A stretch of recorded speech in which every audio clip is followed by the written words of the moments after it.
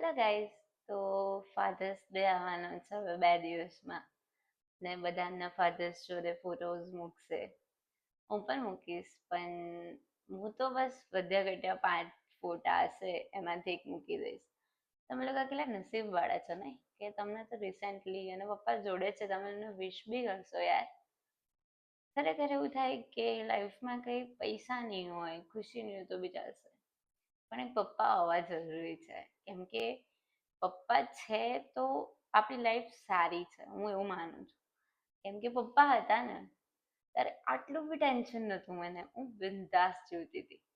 એવું હતું કે યાર ચલ પપ્પા તો છે, થઈ જશે, હું આ કરી લઈશ.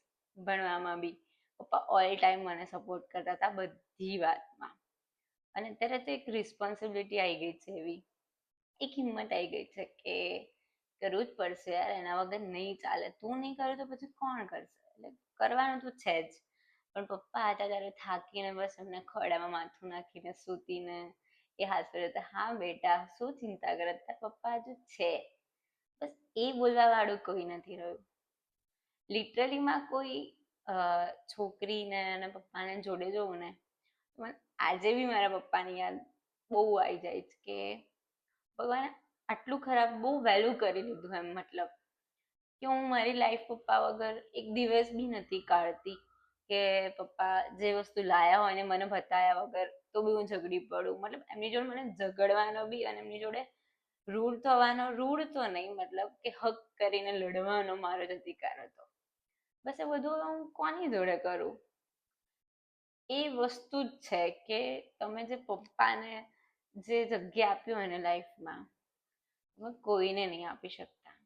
અને એ હતા તો બધા દિવસ ફાધર્સ ડે જ હતા યાર મારી માટે.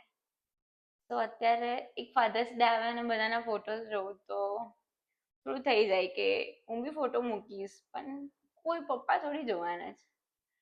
અને હું ગમે તેટલું કમાઈશ, ગમે તેટલી ઊંચી પોસ્ટ પર જઈશ, મારા લાઈફમાં કંઈક સારું કરીશ, પણ એ જોવા માટે મારા પપ્પા હાજર નહીં હોય.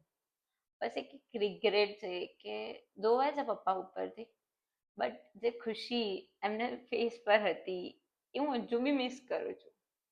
ભલે લાઈફમાં આગળ વધી ગયા છે, પણ નહીં બોલું, બોલવા રહીશ તો બહુ બધું બોલી દઈશ. બટ એટલું જ કે છે પપ્પા તો એને વેલ્યુ કરી લો લાઈફમાં. એ નહીં હોય ને ત્યારે તમને ખરેખર અનુભવ થઈ જશે લાઈફનો.